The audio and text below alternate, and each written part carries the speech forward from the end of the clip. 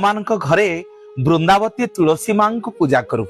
ତୁଳସୀ ମା ଯେତେବେଳେ ଶୁଖି ଯାଆନ୍ତି ଆମେ ମାନେ କହୁ ତୁଳସୀ ମା ନାରାୟଣ ହେଇଗଲେ, ଅର୍ଥାତ୍ ତୁଳସୀ ବୃକ୍ଷ ନାରାୟଣ ରୂପକୁ ପଳେଇ ଆସିଲେ। ଆମେ ମାନେ କଣ କରୁଛେ, ସେ ତୁଳସୀ ବୃକ୍ଷକୁ ନେଇ ପାଣିରେ ଉଜେଇ ଦଉଛେ, କିନ୍ତୁ ସେମିତି କରିବେନି। ସେ ତୁଳସୀ ବୃକ୍ଷଙ୍କୁ ଯିଏ ନାରାୟଣ ହେଇଗଲେ ତାଙ୍କୁ ରଖିବେ। ତାଙ୍କର ଯୋଉ ସରୁଆ ସରୁଆ କାଠି ଖଣ୍ଡ ତାକୁ ପ୍ରତ୍ୟେକ ଦିନ ସନ୍ଧ୍ୟା ବେଳେ ତୁଳା ସଳିତା କରିକିରି ଭଗବାନଙ୍କୁ ଆଜ୍ଞା ସଞ୍ଜ ସଳିତା ଜାଳିବେ ଏବଂ ତୁଳସୀ ମାଳଙ୍କର ଯୋଉ ମୋଟା ଫୋଟା କାଠି ଖଣ୍ଡ ତାକୁ ରଖିବେ।